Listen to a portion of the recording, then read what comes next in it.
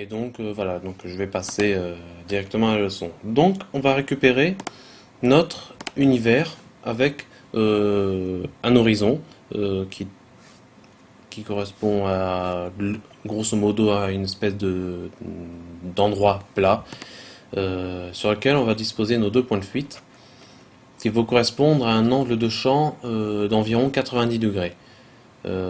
Chaque ligne de fuite qui se croisera en passant par les deux points de fuite, ce seront des lignes perpendiculaires au niveau de leur croisement, comme sur le cube qu'on voit en train de se dessiner.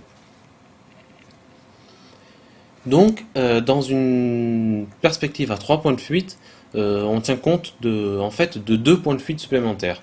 Un point de fuite qui est situé au sommet de notre champ de vision, c'est-à-dire au zénith exactement, à 90 degrés au-dessus de nos têtes, ou un autre point de fuite qui est situé lui sous le sol, virtuellement évidemment, qui correspond au nadir. On appelle ça le nadir. C'est moins connu que le zénith, mais ça s'appelle comme ça.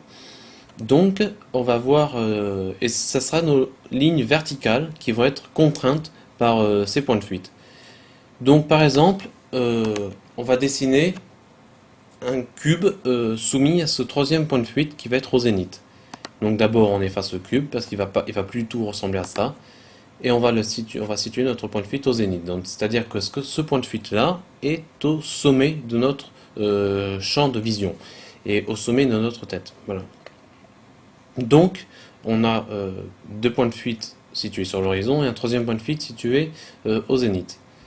Donc, comment on fait? Bon, on va dessiner d'abord une première arête de notre cube, une deuxième arête de notre cube, et ensuite une troisième arête qui va correspondre à une des lignes verticales de notre cube. Et ensuite, on va définir une première épaisseur, une seconde épaisseur de notre cube, et ensuite des lignes de fuite verticales qui vont partir vers ce point de fuite situé au zénith. Et ensuite, il ne suffit plus que de tracer la hauteur de notre cube et éventuellement de le remplir pour avoir une forme en trois dimensions contrainte à trois points de fuite. Et voilà, donc on vient de décider notre premier objet en trois dimensions en perspective avec un troisième point de fuite. Donc évidemment, ça peut fonctionner pour une forme posée même sur le sol, comme ce parallélépipède.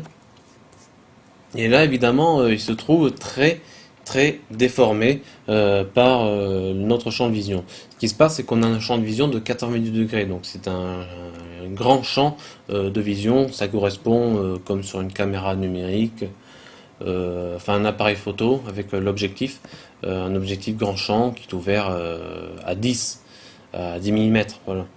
Donc ça fait quelque chose qui est très très déformé, avec beaucoup de distorsion. Donc plus on ira sur les bords du champ de vision, plus ce sera déformé. Le mieux c'est de se placer vers le milieu, là les déformations seront moins sensibles. Donc voilà, donc là c'est un exemple pour le zénith. Pour le nadir, ça fonctionne à peu près ça fonctionne exactement de la même façon. Et ça pourra correspondre à des objets vus, eux, par-dessus, plutôt que par en dessous. Donc un effet de plongée, de contre-plongée. Voilà. Donc on va reprendre notre forme géométrique qu'on avait laissée à la deuxième leçon, qui était la poutre, enfin exactement une arche, complètement simple, très dépouillée, avec deux montants identiques, ainsi que l'ouverture de taille identique aux deux montants. Donc voilà, donc on va repérer notre point de fuite, cette fois-ci le nadir, point de fuite qui est situé vers le bas, à 90 degrés en dessous de notre champ de vision, par rapport à l'horizon. Et on va commencer à dessiner une première arête de notre poutre, ensuite sa hauteur, sa largeur, une arête qui va correspondre à la largeur, et ensuite on va dessiner la base de notre poutre. Là maintenant ça va devenir un petit peu plus compliqué à mettre en œuvre. Souvenez-vous, je parlais de la façon de reporter des éléments répétitifs en perspective, c'est-à-dire des éléments qui sont situés à intervalles réguliers. Là, ce qui est situé à intervalles réguliers, c'est la première poutre, l'ouverture de notre arche et la seconde poutre. Tout ça mesure la même largeur. Donc comment on fait quand on a 3 points de fuite? On se souvenait qu'il fallait reporter à partir du milieu, il fallait tracer un point de fuite, enfin une ligne de fuite au milieu, et puis ensuite se servir de ça au niveau du croisement et reporter des diagonales. Voilà. Et là, ça devient plus compliqué vu que le milieu n'est plus tout à fait situé au milieu visuel, au milieu apparent de notre dessin, vu que le milieu sera situé certainement plus bas. Donc là, on sait que vu de face, c'est un rectangle. Donc reprenons un rectangle. Pour situer le milieu d'un rectangle, bah, c'est simple, il suffit de tracer ses diagonales respectives, et ensuite de tracer une ligne perpendiculaire à cette diagonale, au milieu. Donc voilà, on a nos diagonales et les lignes, une ligne perpendiculaire par rapport au sommet, enfin aux côtés latéraux de notre rectangle. Donc on fait la même chose, on trace une diagonale, voilà, ici, les deux diagonales, et on a le milieu de notre rectangle qui se retrouve situé pratiquement aspiré par notre point de fuite, ce qui est normal, et ensuite on va prendre cette ligne par rapport à notre ligne de fuite ici, et on aura le milieu de notre rectangle. Et ça va nous servir à construire le report de notre ligne, de notre arche. Voilà. Donc on va partir du sommet, on reporte, on passe par le milieu, et on arrive vers le bas. Donc on part de ce point, et hop là. Et ainsi de suite ici.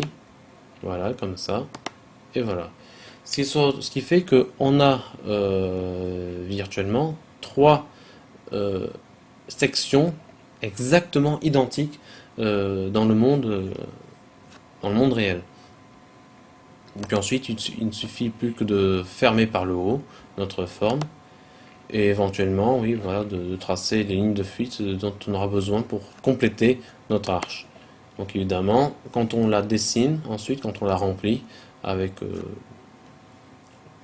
un aplat de couleurs ou un dégradé ou des motifs, ce que l'on veut, notre arche prend relief, prend forme et on a une arche qui est parfaitement juste, parfaitement correcte et vue en perspective avec 3 points de fuite. Voilà.